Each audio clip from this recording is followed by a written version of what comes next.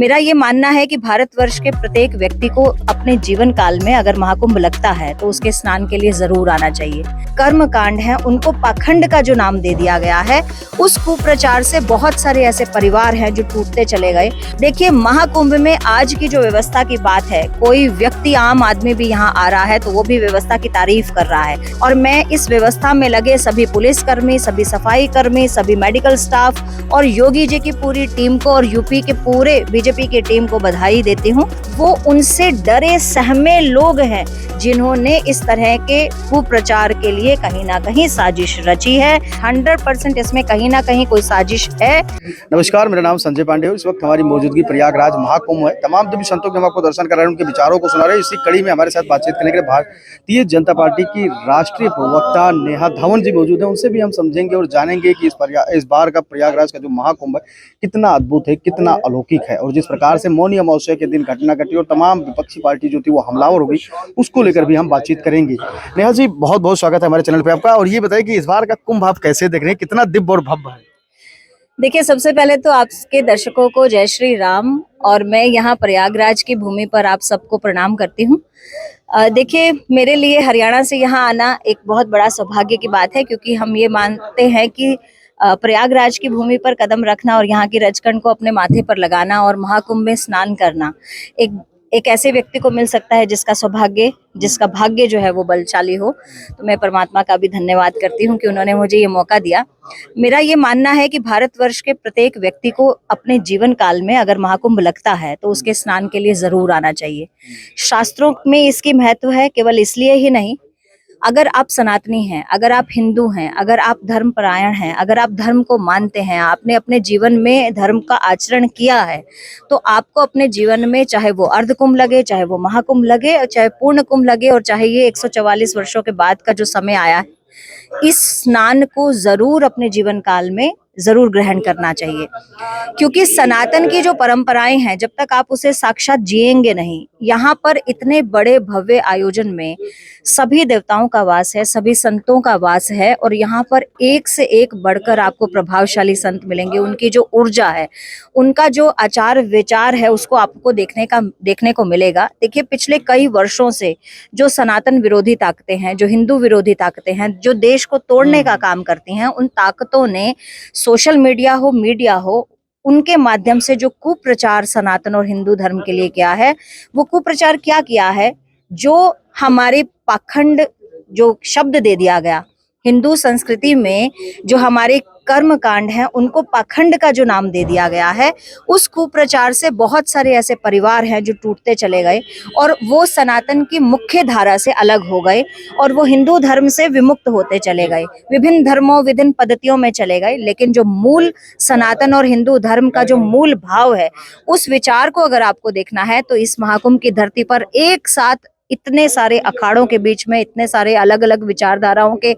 संतों के बीच में आप आएंगे तो आपको पता चलेगा कि चाहे वो किसी भी जाति और धर्म के अखाड़े क्यों ना हो, चाहे वो विभिन्न विचारधाराओं की, चाहे वो वैष्णव है, चाहे शैव है, चाहे वो दूसरी परंपराओं के अखाड़े हैं, वो सब भी एक होकर, एक मत होकर, एक ही उस ईश्वर और परमपिता परमात्मा की सेवा में यहाँ पर पहुंचे हैं। एक और सवाल है, जैसे जब मौनी अमावस्या का दिन था और ये कहा जा रहा था कि बड़ा दिन है सनातन धर्म के लिए, जो साधु संत आस्था रखते हैं, जो सनातनी आस्था रखते हैं, लेकिन देखा गया एक अफरा तफरी का माहौल मचा और 30 लोगों की जान चली गई, कई लोग घायल हो गए उस घटना के बाद। तो जो विपक्ष की पार्टियां थी, चाहे वो कांग्रेस हो, चाहे उत्तर प्रदेश की जो मुख्य विपक्षी पार्टी है समाजवादी पार्टी के मुखिया अखिलेश यादव, उन्होंने जमकर निशाना साधा भारतीय जनता पार्टी और उत्तर प्रदेश के सीएम योगी आदित्यनाथ के ऊपर अव्यवस्था को लेकर। क्या लगता है अव्यवस्था के कारण इतनी बड़ी घटना घटी, या फिर ये चूक थी, या पब्लिक ने थोड़ा सा कोई इस तरीके का उसमें किया और इस तरीके का अफरा तफरी का माहौल बना? देखिए, सबसे पहले तो मैं ये कहना चाहूंगी कि ये चाहे वो अखिलेश यादव हो, सपा के दूसरे सभी नेतागण हो, और चाहे वो कांग्रेस के नेतागण हो, चाहे वो दूसरी ऐसी पार्टियों के नेतागण हो जो भारतीय जनता पार्टी के अच्छे काम को जो है वो महत्व नहीं देना चाहते, केवल ये उन लोगों की बात है। मैं इस वीडियो के माध्यम से उन सभी नेताओं को एक चेतावनी देने का काम करती हूँ कि अगर उन्होंने इस महाकुंभ की व्यवस्था को लेकर, महाकुंभ के प्रभाव को लेकर अगर उन्होंने कोई भी साजिश रचने की काम किया, तो उसका फल केवल सरकार और यहाँ पर नहीं मिलेगा, ये उनको जो हमारी संत परंपरा के अनुसार कर्म का जो बंधन है वो भी भुगतना पड़ेगा।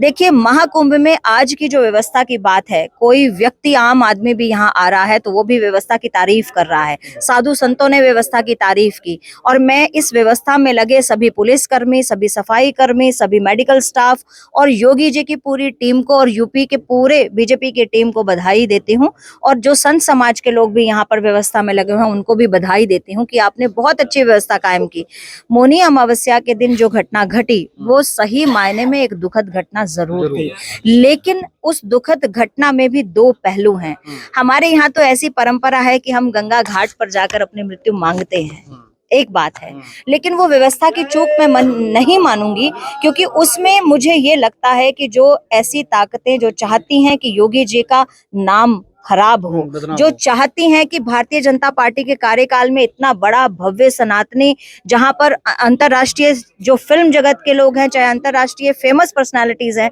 वो भी पहुंच रही हैं और यहाँ पर मोदी जी की वाहवाह और योगी जी की वाहवाह कर रहे हैं, वो उनसे डरे सहमे लोग हैं जिन्होंने इस तरह के कुप्रचार के लिए कहीं ना कहीं साजिश रची है, जो धर्म विरोधी हैं, सनातन विरोधी हैं। उन ताकतों किसी ने साजिश रचा है, 100% इसमें कहीं ना कहीं कोई साजिश है, क्योंकि यहाँ पर हमने पहले ही कहा था कि हम एआई टेक्नोलॉजी का इस्तेमाल कर रहे हैं, हम कैमरा जगह जगह लगा रहे हैं, फेस रिकॉग्निशन सिस्टम चल रहा है, तो आप क्या मानते हैं व्यवस्था में चूक हो सकती है? विपक्ष कह रहे हैं कि कैमरा, जब इतने कैमरे सारे, ढेर सारे कैमरे सीसीटीवी लगे थे तो उसके वीडियो क्यों नहीं जारी किए गए? देखिए, हर चीज का जो है वीडियो जारी करना संभव नहीं है, और यहाँ पर जब इतनी हजारों की संख्या में सारा सिस्टम लगा है, उसकी डेटा माइनिंग करने में जो वक्त लगता है, हम जल्दबाजी क्यों करें? हम प्रॉपर जांच करेंगे, निष्पक्षता से जांच करेंगे, और जो हमें इसमें लगेगा कि इन व्यक्तियों की साजिश है या ये व्यक्ति क्या कर रहे हैं,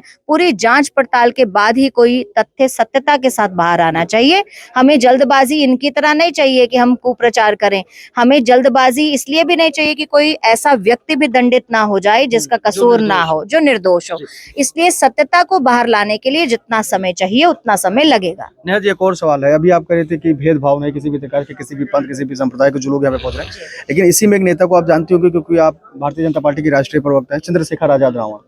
वो उससे पूछा गया कि आप कुंभ नहीं जाएंगे, तो उन्होंने कहा कि जो पापी होते हैं वही लोग जाते हैं अपना पाप धुल ले,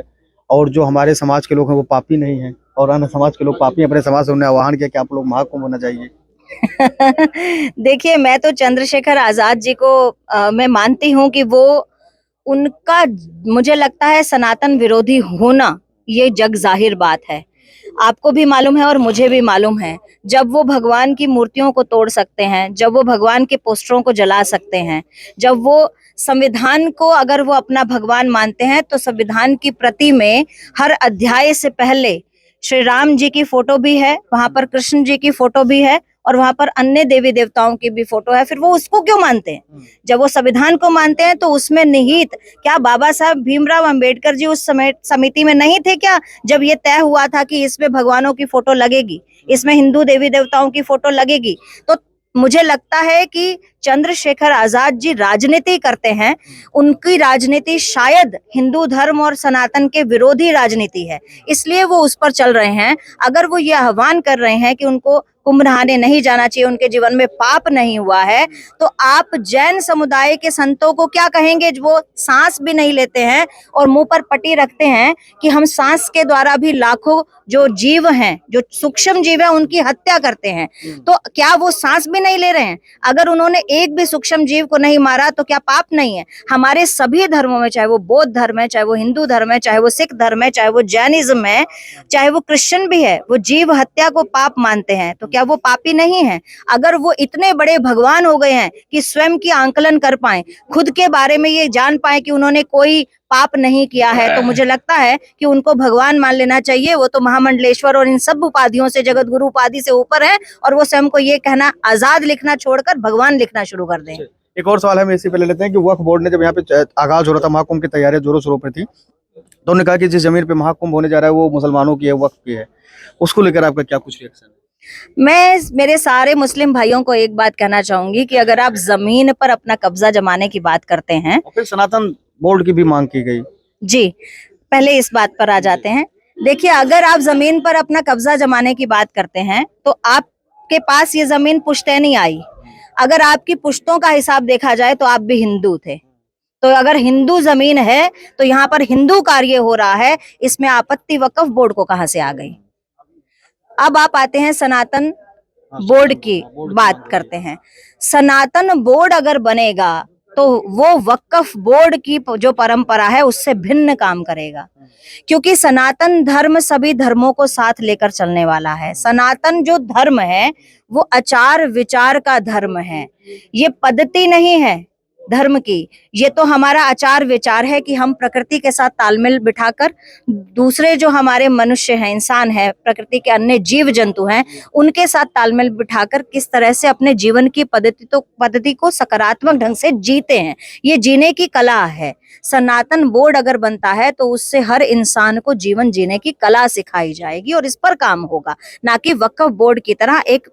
एक अपने ही जैसे कम्युनिटी या अपने ही जैसी स्पीशीज को, जानवरों में आपने देखा है ना एक जैसी स्पीशीज एक तरह से रहती हैं, लेकिन वक्फ बोर्ड की परंपरा वो है झुंड में रहने की, लेकिन हमारी जो है वो विस्तृत है। जैसे एक छोटा सा किस्सा आपको बताऊंगी। एक बार गुरु नानक देव जी के पास जो बाला और मर्दाना थे, उन्होंने गुरु नानक देव जी से, वो एक गांव में गए हुए थे, उनसे पूछा कि बाबा जी आप कुछ लोगों को कह रहे हैं उजड़ जाओ और कुछ लोगों को कह रहे हैं बसे रहो।